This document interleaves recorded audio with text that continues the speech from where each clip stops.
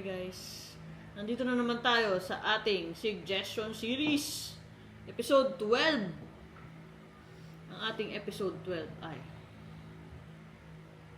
naniniwala ka ba na lahat or most of the time madadaan sa mabuting usapan? Yes, of course.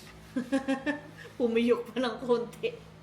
Yes, lahat ng bagay ay madadaan sa mabuting usapan. As long as pares kayong kalmadong nag-uusap. Okay?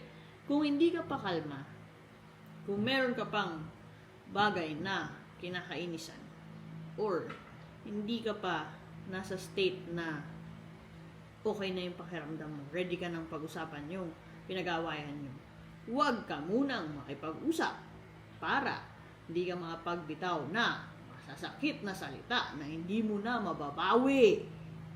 Tandaan mo yan, guys. Guys. Okay? Tandaan mo, palagi kang, huwag kang magpa-promise. Ito yung isang kamay ko. Huwag kang magpa-promise kung ikaw ay masaya. At huwag kang magbibitaw ng salita kung ikaw ay galit o malungkot. Kasi, yung mga bagay na yon ay malamang sa malamang baka hindi mo magawa. Okay? Hindi mo panindigan. Kasi, medyo high ang emotion mo nun.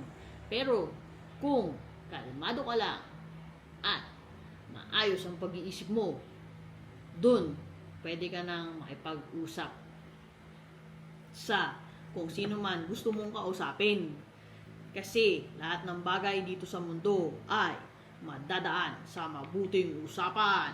At yan ang ating episode 12. Bye! Hanggang sa muli!